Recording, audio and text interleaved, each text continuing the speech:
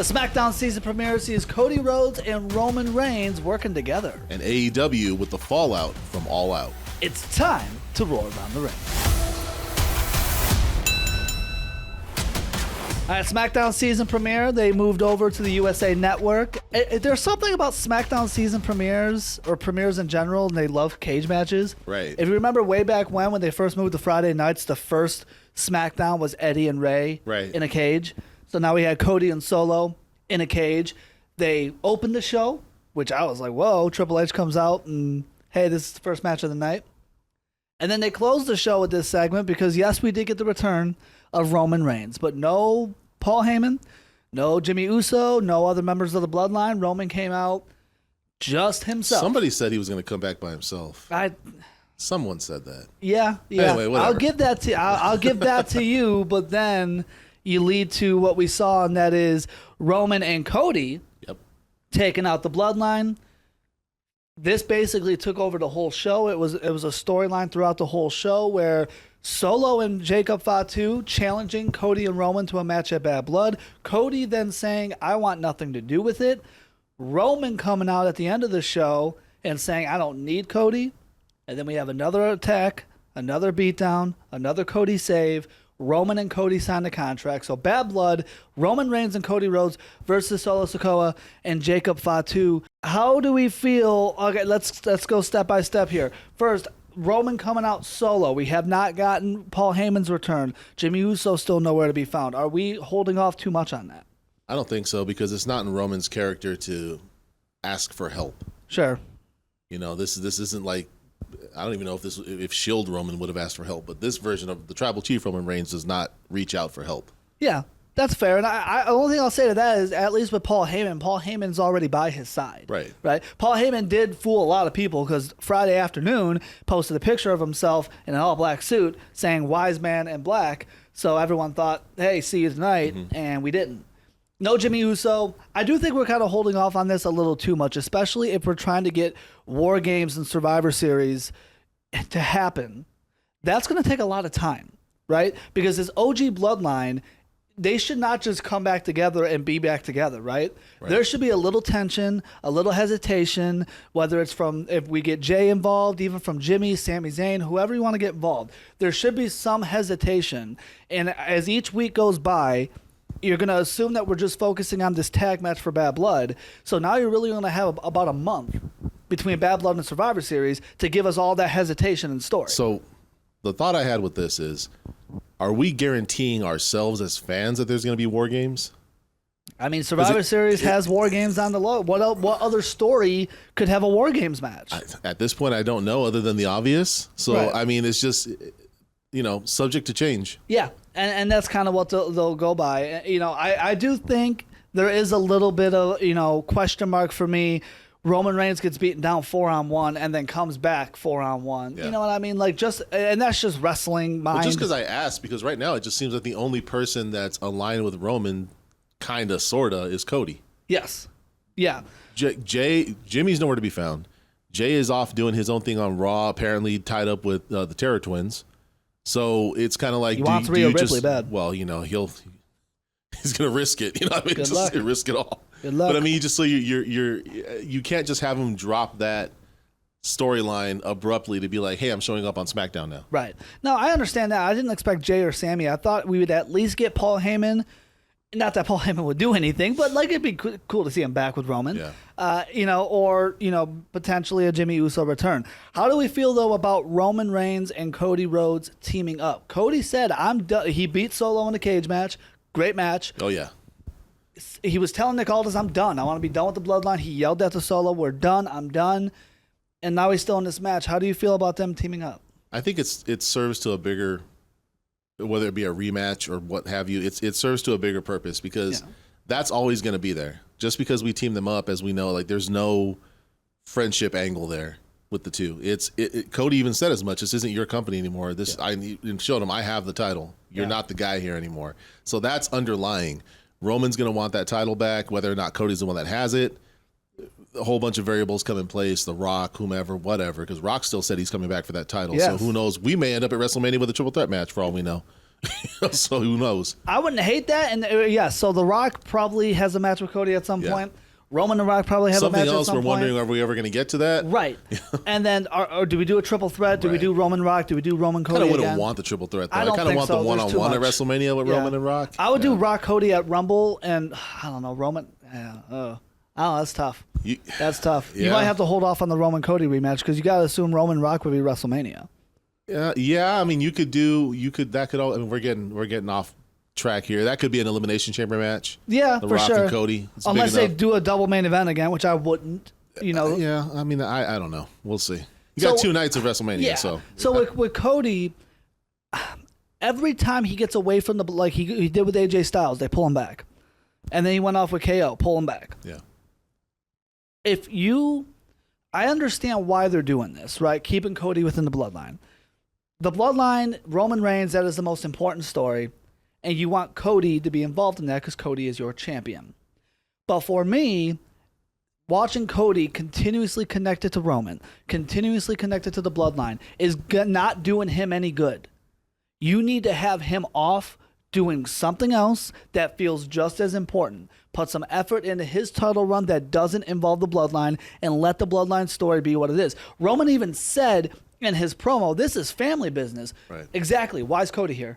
That's exactly where I go to. I know this is a big match, big names and everything like that. But for me, if we had Cody Rhodes off and just say the Randy Orton heel turn happened and those two were putting on a great story separate from this, that could live neck and neck with the bloodline story. And I feel like that would help Cody as a champion more because he looks like the face of the company. I think they're underestimating how big of a face Cody is.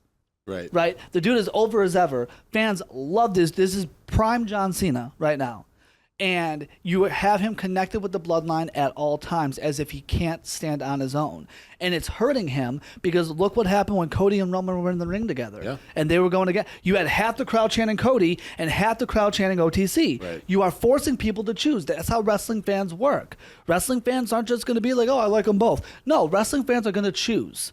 And right now, wrestling fans are going to choose Roman Reigns because he is the bigger name. And plus, he's been gone for a while. And he's been gone. Yeah. And now he comes back as a babyface, right, against the bloodline. So now fans are okay with cheering him again. You need to have, especially if we're getting back to Cody and Rock and Cody and Roman at some point, Cody should have took the rest of 2024 off from the bloodline. I 100% agreed with him when he told Nick Aldis, I want to be done. I don't think it's done him any favors in that sense. His title reign's been fine. It's just be it AJ Styles, be it like his match with KO, whoever else, his biggest departure ever since WrestleMania 39, his biggest departure from the bloodline was Brock Lesnar. Yes. That's it. Yes. And it was a great feud, but he went right back into, because we had to lead up to Roman, and then everything was kind of messy leading into Mania 40, but he's been for well over a year, almost 2 years now, connected to the bloodline. And it's like, okay, this guy needs to stand on his own. He can. It's just to keep throwing him back in the mix with something that should just be, like Roman said, family business. It shouldn't even involve Cody. Yeah, and when you have the whole mindset, he finished his story. Fantastic. Close the damn book. Yeah. Move on. Make a new chapter here. And I feel like they tried, like, okay, we're going to do it with AJ Styles. We're going to do that. Okay, fine, great. But then you just reroute him back. And that's the thing. In those many feuds, that month the couple months he spent on AJ and the month he spent on KO, I was very entertained. Yeah. And think like I said, if you did a big story, like a Randy Orton Cody story because of their history, fans would be so invested in that and invested in the bloodline without needing to connect them. And especially because I know at some point, whenever The Rock comes back, he's looking at Cody. Roman constantly wants that title back. So we're going to get back. I know we were going to get back to it, but give us a break from it. Give there's Cody nothing wrong with having Roman waiting in the wings because you know that. Fans know that. Like this, he's the former champion that's going to want his rematch. He's going to want to get his title back. Fine. The Rock's going to come in, presumably, because of everything that was laid out, the groundwork that was laid out there. He's going to want that, but then you have The Rock and Roman connected. Yes. So it's like whatever you do, you keep winding Cody back to the bloodline. Stone Cold Steve Austin and The Rock had 3 WrestleMania main events. Yeah. What made that special is in those 2 years in between each of those matches, they were rarely around each other. Yeah, right? And it was a thing where you knew you were always going to get to it. Yes. But you had Triple H in the way. You had Undertaker. You had Foley. You had Kane. All these different players in the mix where it was like, I mean, there was someone to distract them for a year's time. Yes, where eventually it was like, oh, hey, we're in November now. Let's get these guys looking at each other again. And the thing is every time they did look at each other, right, like it felt special. Yeah. Whether it was like the Rumble match and it was like, oh, we haven't seen this in a minute. Yeah. Even though they've both been on the show full time, they haven't like thrown this in front of our faces.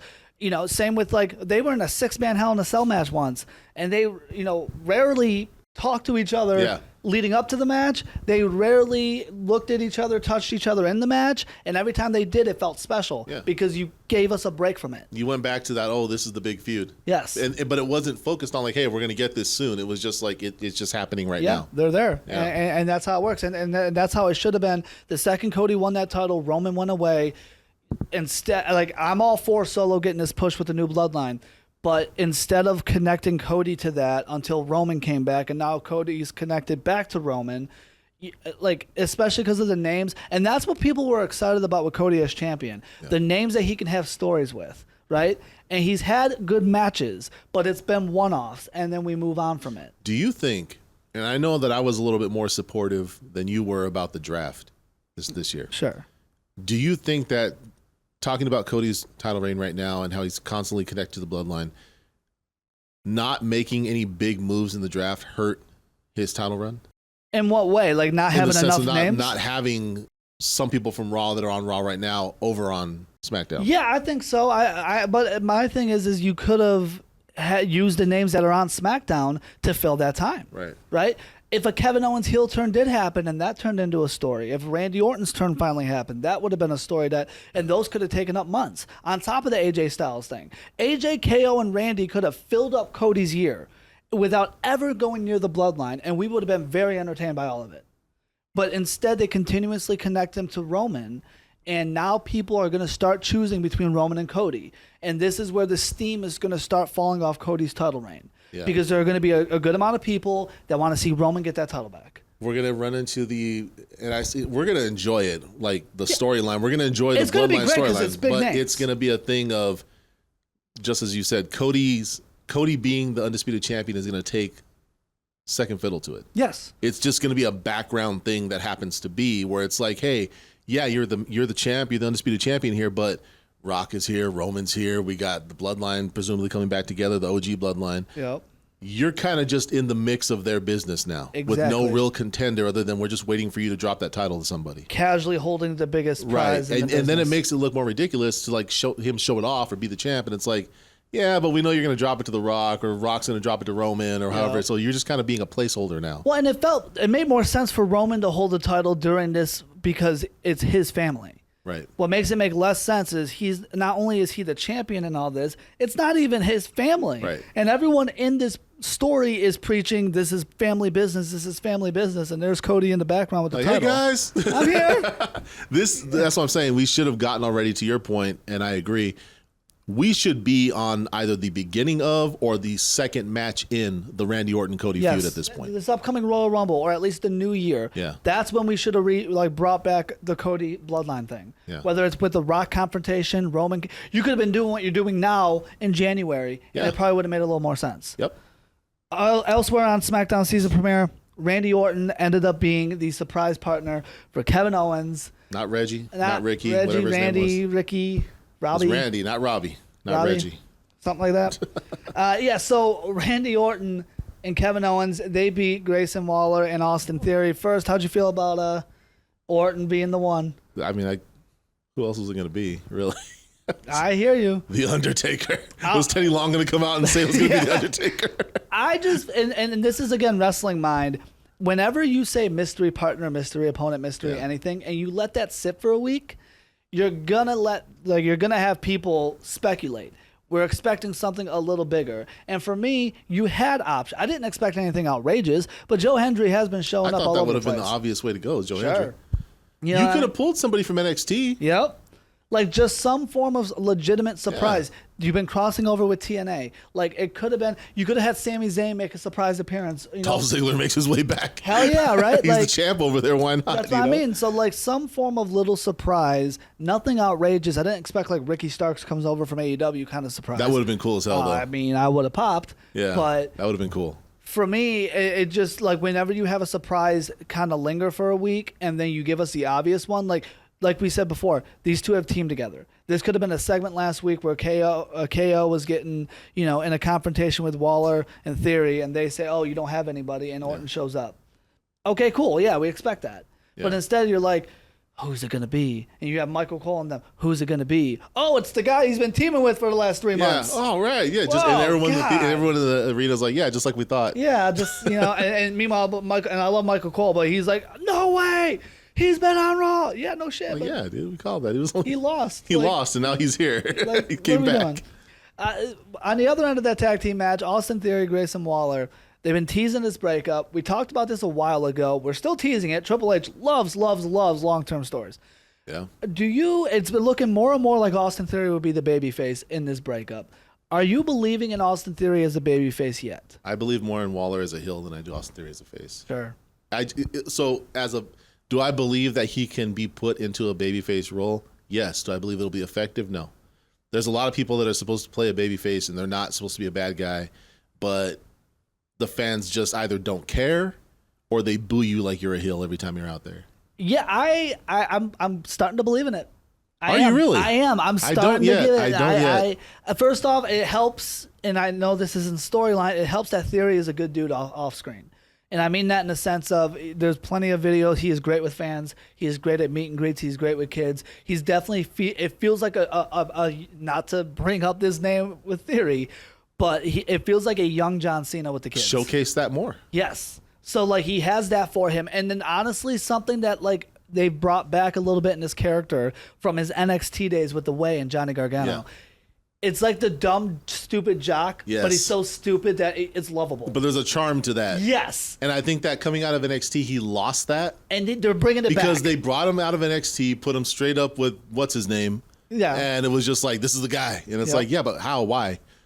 So they brought that back, right? There, and he's showing that in segments where he's, it's kind of like an R-Truth vibe, right? But feature more of that and make it more of a thing where you talk, like you can showcase him with fans, blah, blah, whatever. And it could work. But I think that right now, the direction they're going, I think there's a lot more upside to doing Waller as a heel. Yes. Then I'm not really sold on. I'm not going to disagree with you on that because Grayson Waller is a phenomenal heel. Yeah. And so I think between the two, Waller as a heel. He's just very antagonizing. Yes. That's great. He just has that natural, and friend of the show, by the way. Yeah. He's a good dude. Yeah, it's like a gnat just flying around. Like, dude, get the shut up. But it's just, and I mean this in a complimentary way, very natural. Like, he doesn't even try. Like, he just walks in and you're just like, shut up, dude. Yeah. Like, he just has that to him. And it's a good thing. So, yes, Waller as a heel makes more sense. Serves the character well, yes. Elsewhere on the SmackDown season premiere, Andrade beat Carmelo Hayes in their basically tiebreaker of a best-of-5 match. Yeah. Andrade challenging LA Knight for the U.S. title next week. Are you surprised? How do you feel about this decision? I don't dislike it because I'm a fan of Andrade, and I think he should be getting this push. I think he's a guy that could be a really strong player in your mid-card. Yeah. Eventually flirt with the main event. Yeah. Because he has before. I don't know what's going on with Carmelo Hayes. I just feel like his stock in the company was so much higher in NXT. Yes. He's good enough where they can bounce back from that. I say this in no way disrespectful at all, just because I have a lot of like appreciation for Shelton Benjamin. Sure. But I feel like that's what we're seeing. Shelton Benjamin got more of a push than this. Yes, but he did beat Triple H back to back. First off, he was IC champion. Yeah. He came in and won the tag titles right away with Charlie Haas. He had this amazing performance in the Money in the Bank match. I mean, he was the guy that took that amazing super kick from Shawn Michaels off the top rope. Yes. So, but I mean, from an athletic standpoint, you know what I mean? It's like you see a guy, you got all the gifts, man. You're so athletically sound, but that's kind of just your thing. Yes. That's kind of like your ceiling that you hit. And I'm kind of worried that like, that's where Carmelo is going to go unless there's some sort of shift with him. Andrade, I think the opposite. I think there's so much this guy has to offer. Yes. Whether it be just being the United States champion or beyond, he's a guy you can put as a heel or a face, probably better as a heel, who's always working as a threat where it's like this guy could carry a title and be believable. I love it because Andrade has always been that guy, even in AEW, but in his first WWE run, he's so talented. Even in NXT when he was NXT champion. So like outside of NXT though, like he is like one of the most talented wrestlers on the roster.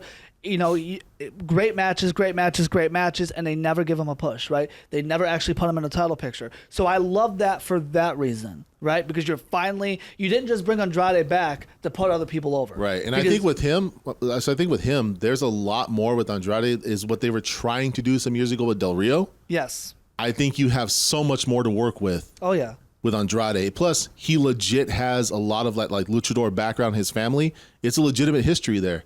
So it's like you can play on that just like Del Rio had. And it's obviously a better person to have so far as we see like in the locker room.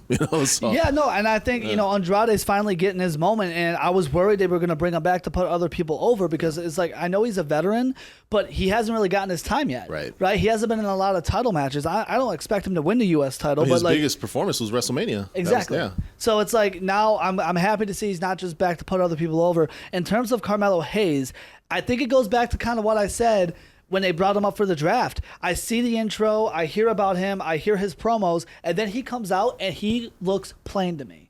There is no flash to him. He's a good wrestler, but that's it.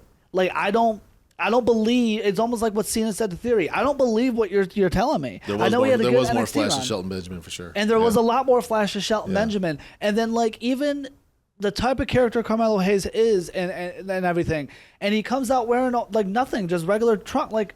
Put some flash to your game. You know what I mean? Do you think that he needs a Trick Williams type character to be with him? Yes. It's kind of that thing. Posse. Yeah. It's kind of like the thing where someone gets taken away and it's like you subtracted double now from that person. Yeah, but even Trick Williams, and I'm talking as simple as like Trick has like the vest and he has the. I'm saying Trick Williams. He looks like a big deal. Trick Williams was the accompaniment to Carmelo in NXT. Yes. Now you look at the two and it's like, well, no, Trick's a star. Because he's the main eventer. You don't need anybody. Looks like a star. Yeah. Carmelo Hayes does not carry himself like a star.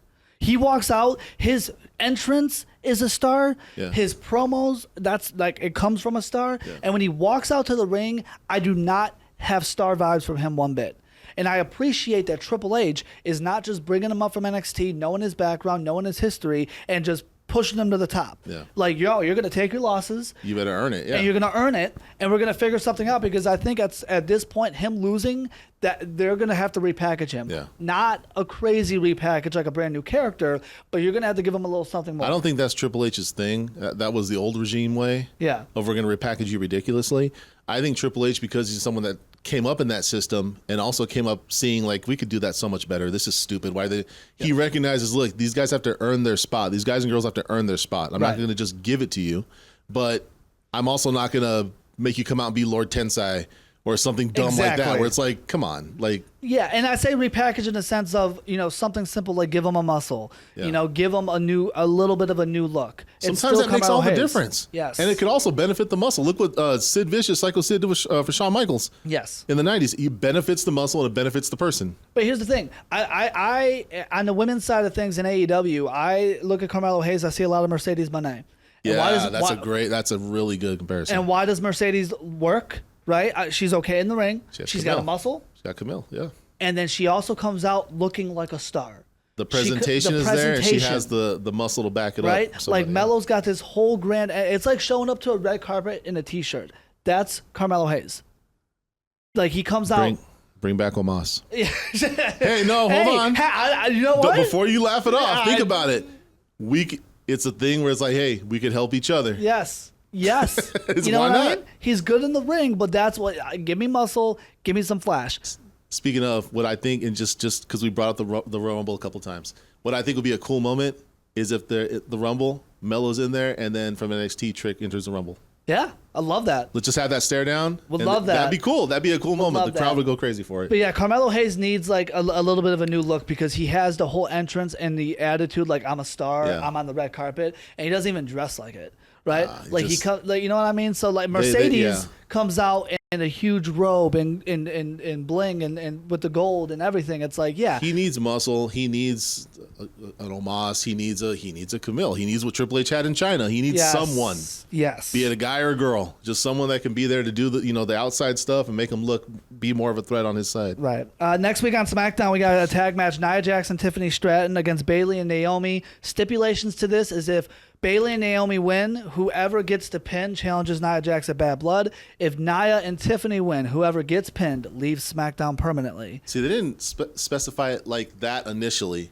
I'm like, whoever loses, I'm like, well, it's a tag team. They both lose. Yes. I'm like, so you must mean whoever gets pinned, and then they clarified it. I was Yeah, like, okay, yeah. yeah. And you saw Nia leaving in the ring and go, I need to clarify what I said. So at first I'm like, so they both leave? Yeah. So we're losing 2 in the women's division? Well, you guys didn't think this through. Yeah, no, but I'm glad they clarified it. How do you see this one going? I kind of see Bayley leaving. Like, low-key. So you don't think either of them win? No, Because you think we have to have a women's title match at Bad Blood, right? Yeah. But, okay, so we have to have a women's title match. But if they were going to have someone leave, I would see Bayley leaving just because I feel like, I don't know. I guess I just want to keep Naomi to do her own thing on the division. I think the women's division on Raw needs another star. Sure. Because it's kind of just 2 people right now, really. Yeah. That are like the big names there. I can see that. You got to remember, like, I can't even remember where Bianca and Jade live. I know they're tag just champions, on Raw, so they're everywhere. weren't they? So, like, well, they're tag champions, so they're both. But when they're not tag champions, they're talking about being SmackDown. tag champions. But I think they're on SmackDown, so I think at that point, I believe they are SmackDown. And you saw Nia kind of get into it with them backstage afterwards. So I could see them going that route. The Bad Blood match, I think you gotta give it to Naomi. Yeah. We've seen Bayley and Nia. We have. And I don't see and Naomi we've seen winning. Bayley and Tiffany going for the number 1 contendership. Now we see, so. Now, what that means for Bayley and Naomi, I don't want Bayley to be mad. I don't want a heel Bayley. We just got away from that. No. But Triple H isn't quick to pull the trigger on stuff like that. So I don't see if Naomi gets the pin, Bayley's pissed. Heel turn coming right away. Naomi. Potentially. But here's the thing. Triple H is very okay with just 2 faces not getting along, but it doesn't mean either one of them are going to turn heel. Right? So Bayley could be pissed at Naomi for a month, but it doesn't mean either one of them are going to be heel. Because you can branch off into separate feuds, and then it doesn't matter anymore. Right. Yeah. Let's go to AEW, coming off of All Out, which we talked about last week. Amazing show. Yes. Top to bottom. Now, the fallout afterwards on Dynamite, that's where the question marks come back in. And I'm telling you, a few questions. We gotta stop getting so excited around AEW pay-per-views. Like, it just, like, I don't know, it feels like a different writer. It feels like something is, I don't know what it is. Somebody just works the weekends. Whoever works the weekends, see you guys next pay-per-view. Shout out to you, because we get back to Dynamite and the story. Like, I've never been so pumped to watch a Dynamite after a pay-per-view like I was then. Thinking, like, the stories we're about to see and what could happen next. And then they throw stuff at us that we're like, what? So we'll start with the world title picture. And Jon Moxley has been calling out Darby Allin. Darby comes out, and Mox lets him know, hey, sorry, your world title match at Grand Slam can't happen because I took out Danielson. So instead, why don't you put your world title shot on the line? And Darby's like, go for it, sure. That's confirmed. Hold on. So you did a very good summarization of that, but that threw me as well, because Mox essentially comes out and he's like, hey, so like you said, so Danielson's too injured. He's too injured to defend his title against you. Okay. And you don't deserve to be champion anyway. You're not really ready. So why don't you just give it to me? And then Darby's like, okay, cool, let's have a match. And it's like, whoa, wait a minute. Hold on. Why are you just agreeing to this? Yeah, Darby's like, I won Royal Rampage. Like, I deserve this. But Mox is like, yeah, you're not ready. Give it to me. Okay, let's have a match for it. Like, well, dude, no. Well, hold on. Wait a minute. So this alone feels like, and we talked about it a while ago when they had 12 different number 1 contenders at once. It's like, okay, you're doing too much at once because time is going to go by. And then it's like the 6 pillars now. Yeah, right? And it's like when you have that many number 1 contenders and we're like, All In hasn't even happened, and we're like, he earned a title shot at Grand Slam. Yeah. It's like, great, but then what happens from then to now where it's like, okay, if things change, not even just injuries and stuff, but just storyline plots where you're like, no, actually, fans are into this. We want to do this, right? And now, okay, well, we're stuck. We gave Darby the title shot 3 months ago, but now we got this Mox story, so what do we do? That's what it feels like. It feels like backtracking where it's like, God, people really like this Mox story, but Darby has a title shot, so what do we do? What makes it even more confusing is the very next segment after Mox just said, hey, Danielson, I took him out, which that did make sense to me. Because I'm like, okay, Danielson literally just got like a bag put over his head on pay-per-view. I don't expect to see him for a minute, right? Right. So as much as it was kind of like, but I get it. I was okay with it. And then Nigel McGuinness comes out. And again, I'm going to remind people again, Moxley just said, Darby, you can't have your title shot at Grand Slam because I took Danielson out. And here comes Nigel McGuinness to say, I want to face Bryan Danielson at Grand Slam. Same show. Same show where he can't defend the title. Can't defend the title because against Darby because Mox took him out. He apparently can have this match. Yep. You know what it is? It's the 8 o'clock hour and then the 9 o'clock. He's not available. The Darby match was supposed to be in the 8 o'clock hour. Yeah. So Nigel wants his in the 9 o'clock hour. The injury really kicks in at a certain point. You got to catch it right in the sweet spot. His meds wear off at a certain time. Exactly. Painkillers go out. So Nigel McGuinness challenging Bryan Danielson. Now, obviously, we haven't seen or heard from Danielson, but they're already promoting this match. What the hell do you make of all this? I don't know. It doesn't make any sense. It's like, hey, I'm too sick to come to work today, but I can do the late shift if you want me to. Yeah, right. It's like, well, just come in now. What are you doing? Like, right. That's what it feels like. Danielson's like, hey, dude, I can't be there for Grand Slam. You could the title match would be so much more devastating than the actual, because they didn't say it's for the title. Right. It's just a match. Well, yeah. And I'm like, so is it the opponent? Are you trying to say Darby's more dangerous? Like, and you can't have that match. You can have a match with him. But this is the problem: is we're sitting here and we're trying to tell the story for them. Right. Tell me the story. Right? Like, there's going to be people, we're going to post this clip, and we're going to get so many comments of people like, well, no, this is why, because of Darby and this. Well, they didn't say that. Yeah. So, like, it's not our job. It's not our job to say that. That's my point. I'm basing it off what they told me, right? So it's like, don't try to explain shit that they didn't say.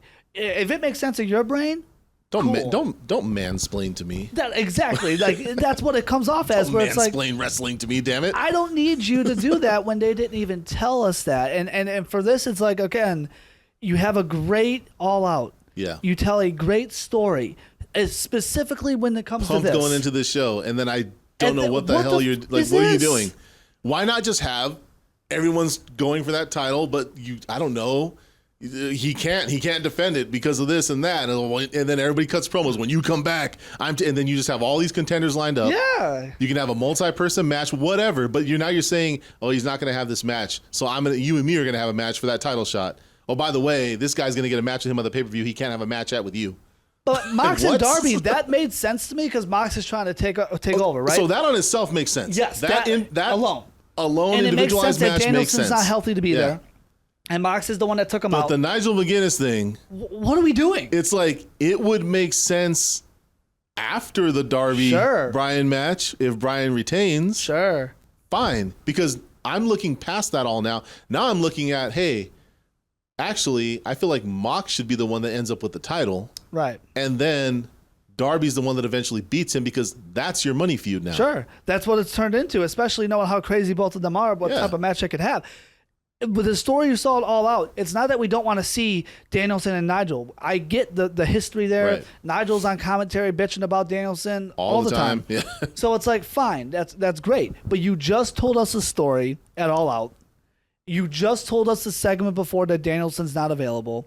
Darby had a match on his own. Mox took Danielson out, and somehow you're going to go with Nigel? Yeah. It's like, where did this come from? We're just pulling this out of nowhere. Like, who else wants to come out and get a title shot that you can't have, apparently? And that's the crazy part. I don't know what it is when it comes to pay-per-views, but we get so excited because they do pay-per-views very well. I don't know why. I don't know who's behind the scenes changing things, but then you get to the TV shows and it's like, oh yeah, this is what AEW is. We're gonna have Daniel Garcia coming out now wanting a title match. I don't know about that because Chris Jericho is just gonna be like, hey, by the way, I'm getting a title shot. Yeah, the Dynamite after Grand Slam. Yeah, we're gonna call that something. Let's just do it. Sure. What are we doing here? Just wing it. Yeah, so that's where it's like, again, Nigel Danielson, you have your history, fine. Yeah, because on a standalone, that match sounds great. Sure. Let's do it. Let's go for it. But just the circumstances surrounding of, again, hey, you can't have this match with him because he's too injured to defend the title. Yes. Cool. We're going to have a match. All right. Then this guy comes out and says, by the way, I'm going to have a match with him for no title. And it's like, you're treating us like we're dumb because it's like you're putting your flaws in terms of storytelling right on a silver platter in front of us. You just and told just being us, like, figure it out. figure it out. Just watch the show and shut up. You just told us he's not available Yeah. for that same show. And then the next segment, a dude is challenging him to a match, and you're promoting it as if it's going to happen. And meanwhile, poor Bryan Danielson's at home, and his wife's like, hey, do you got to work this weekend or the weekend of the show? He's like, I don't know anymore. I don't know. Like, don't make plans. Because I thought I was done. I thought I had the weekend off, but apparently I'm going to be somewhere. I guess. They said I'm not facing Darby, who I was supposed to. Now Nigel. He was like, oh, cool. 3-day weekend. And the guy, Nigel, wait a minute. Hold on. Cancel the plans. God, man. So, yeah. We're not going wine tasting. Never mind. And that's the thing, man. Like, it is just putting it right out in front of us. Like, this is one of the most amateur booking decisions in terms of consecutive segments within the same show. Shane McMahon called Tony. How's the booking going? It's going. Yeah, we're good. You want to send me some notes? No, we're not going to do that. It's all right. No, Just we're good. Don't watch the show for a few months. He's like, yeah, right. Yeah. It's like, when's the next pay-per-view? Watch that. Watch the pay-per-view. Watch the pay-per-view. Don't ask any questions. No follow-up questions. Just watch pay-per-view. We got Wrestle Dream in October. Watch that. It'll be great. You'll love it. I promise. You mentioned Daniel Garcia's name. Yeah. Don't know if we'll see him come out for the title picture. Probably not. Because... No pen to paper yet. This is going to be... Listen, we spent a lot of time praising AEW last episode. This is kind of going to be the opposite. We're just kicking it around. Now we're just kicking it around because now we have Daniel Garcia, who had a huge moment at All Out. We talked about it last week. Yep. It made him look strong, made him look as strong as he ever could. MJF won the match, but he laid out MJF. Yeah. And we did not see Daniel Garcia on AEW TV this week. There are rumors that he has not yet signed a contract. We don't do dirt sheets here, so we're not going to act like, no offense, other people act like they know what's going on behind the scenes. We don't. So we're not going to act like we know. But from what we hear, and we don't see Daniel Garcia once, no mention of him, they don't talk about it once during the show. Your reaction to all of this after giving him such a big moment at All Out? I am concerned that you do this when someone isn't signed long-term. Yeah. If it's not even a handshake deal, because that in the past has bit promoters in the ass. Yeah. It's a thing of like, look, I would actually be like, look, before you go out to the match tonight, at others, like, sign this. Yes. Because we need to know going forward prior to. Doing that and giving him that moment was great until you know the backstory, and it's like, so is that going to mean anything? Because if he's not going to be here, if we're not going to see him for 6 months or however long you guys are going to hash this thing out, what are we doing? Yeah, no, and Tony Khan has been bit by this multiple times, and that is, I don't know if he thinks giving someone a moment is going to convince them to stay. And if that's the case, you don't know how wrestling works, because now Daniel Garcia, each wrestler, as much as they're in a promotion, they are their own brand, because there are so many wrestling promotions. You can make a name for yourself in TNA and then jump shit to a different company, and what you did in TNA is going to follow you to that other company. That's the point. Yep. And that fanfare is going to follow you. So Daniel Garcia having a huge moment and that great shot of him in the crowd at the end of his All Out match, that is going to follow him whether he stayed in AEW, goes to NXT, whatever it may be. And I know a lot of people call it petty. It's business. Not to bring up he who shall not be named, but Vince did this a lot. Triple H would do this a lot. We're not, like, if we don't have a deal, yes, you're wrestling, right? We're not going to give you a huge moment if you don't know if you're staying. I mean, it's not just a Vince McMahon trope, but in modern time, for those of us that know, because we've only watched wrestling under Vince McMahon, right? It is a Vince thing where it's like, look, and it is petty. It is an asshole way to do things. Sure. But it is business. It's like, look, I'm not going to give you your Super Bowl moment on my television programming, knowing that in a week or two or in a month, you're going to be elsewhere living off the stock I just gave you. Yes. So no, you're going to put my people over that are going to be here. Yep. I'm not giving you your big shining moment. And people, oh, that's petty. Oh, that's messed up. No, it's not. Nope. Why am I going to, so that, again, to the Daniel Garcia thing, if there's no plan to negotiate a contract or he's not signing, it's like, why are you doing this to make him look strong when he could be like, well, hey, I don't have a contract. Let me call Triple H and see if he's interested. Exactly. Especially after what I just did. Yeah. And Triple H would be like, oh, yeah, dude. Yeah, kid. You had a great showing. Fans are going to remember that impression of you. Show up in NXT. Look at Stephanie Vacour. Had a huge match with Mercedes Moné. Now, she wasn't in the company at the time. No, but the match raised her stock in the eyes of fans. And that was the point. And then she's out.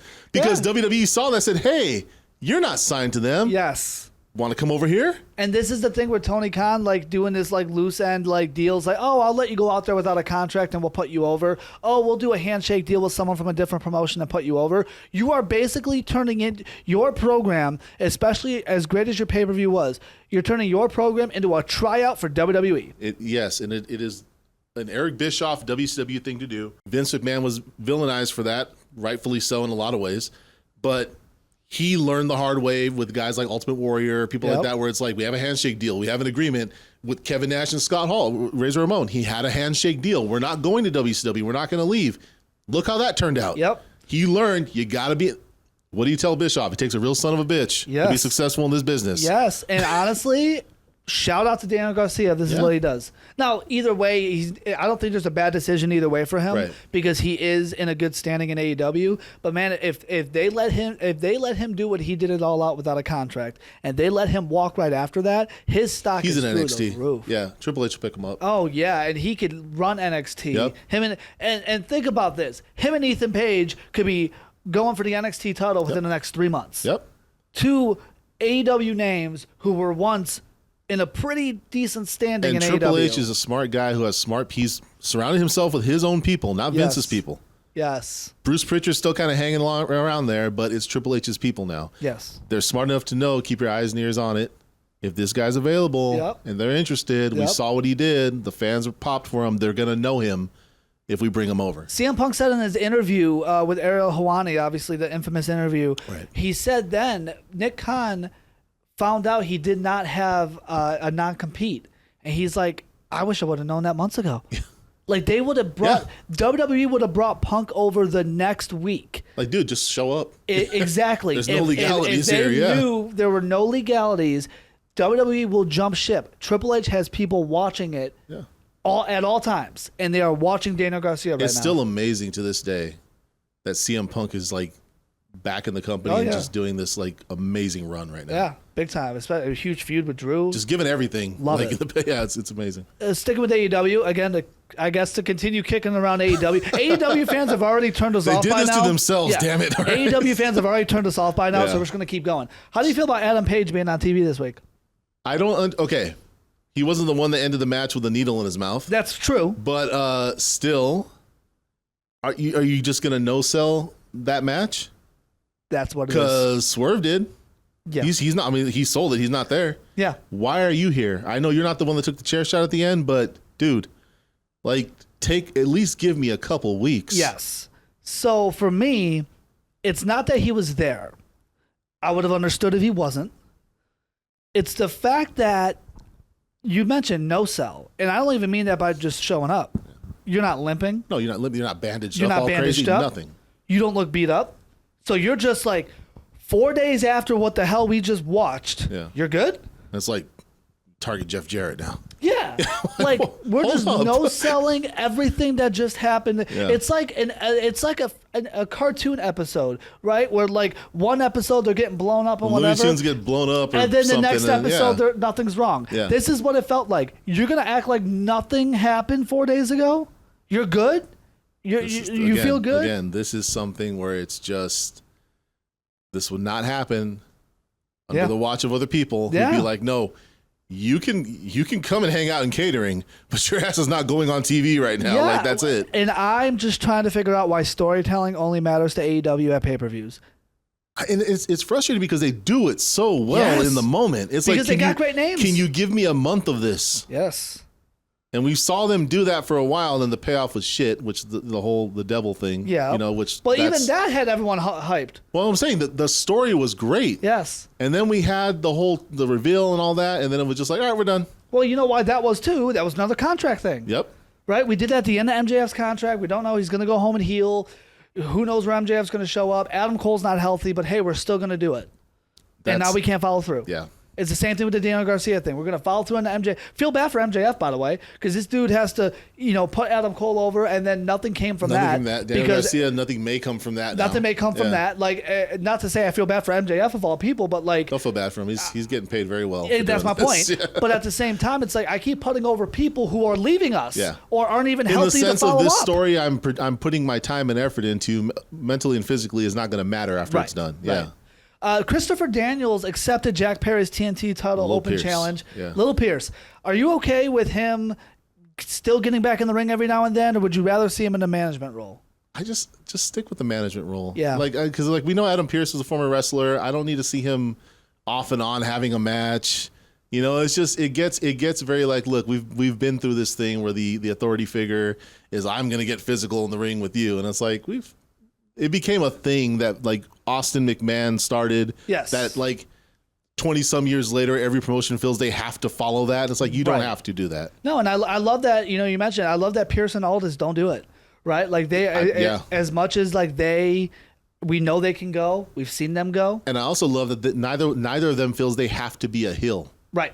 Like Aldis is kind of like a prick about things sometimes, like very smug. Yes. But he's fair. Yes. He just does it kind of abrasively sometimes. Sure. Pierce the same way, but it's like they don't have to be like, I'm favoring this person. It's like, no, dude, the match is what it is. Right. That's what they did with Bischoff when he came in. He was favoring all the heels and all that. So like, I love that, they don't feel the need to get back in the ring. And I say this for AEW because having an on-screen management figure that's not the fucking Bucks, it makes it feel a little more organized. It makes sense on screen. It's convoluted though too. It still is. You have the Bucks that are the EVPs. Then you have Pierce, and then you have Tony Khan. Oh, don't forget, Kenny Omega showed up as an EVP one time and made a match too. So he can do that too. And then next week, Cody Rhodes is going to pop up on the screen. There's like a whole group text of, no, you're not. Yes, we are. No, you're not. Yes, we are. Too bad I did it. Match canceled. I guess the first comment. Match. Nose goes like, what's going on here? Like, who's in charge? No take backsies. Yeah, right. That's what it feels like. So having like at least on screen, having someone that's like, I'm the authority. Yeah. I don't care what's real behind the scenes. I'm the authority. Yeah.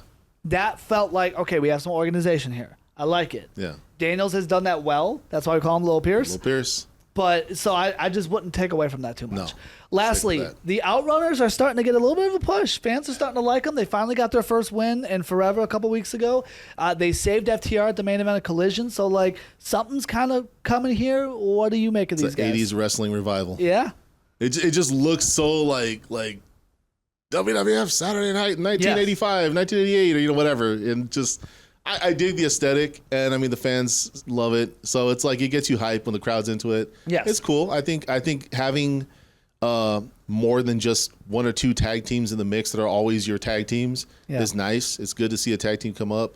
I'm with it. The tag team division definitely needs something else, and I'm with that. They have a lot of, numbers-wise, a lot of tag teams. They don't have a lot of tag teams that actually get, like, something. That's the point. Right? You can have a bunch of bodies, exactly, but it doesn't matter. Right? Like, Butcher and the Blade have been there since day one and done literally nothing. You know what I mean? Private Party are off and on. Right. So it's like, now you have something that the fans are into, but, and I'll say to AEW, that does not mean put the titles on them next week. That does not mean I want them in a title match. The one team I want to see in there that I'm mad that they actually got a loss on FTR is Grizzled Young Veterans. Yeah. They showed up at All In. I love those guys. I like them in NXT. I think that's exactly what the tag team division needs right now. The Outrunners are more of, they can go, they got a good look, they can go in the ring, but it's more of a comedy thing. Yeah. Right? It's kind of like not to say they're on this level, it's kind of like R-Truth. We love R-Truth, but how many times has R-Truth been given like a world title moment? And it's usually just a novelty thing because he's in a comedy act. You know what I mean? Exactly. Yeah. So like with the Outrunners,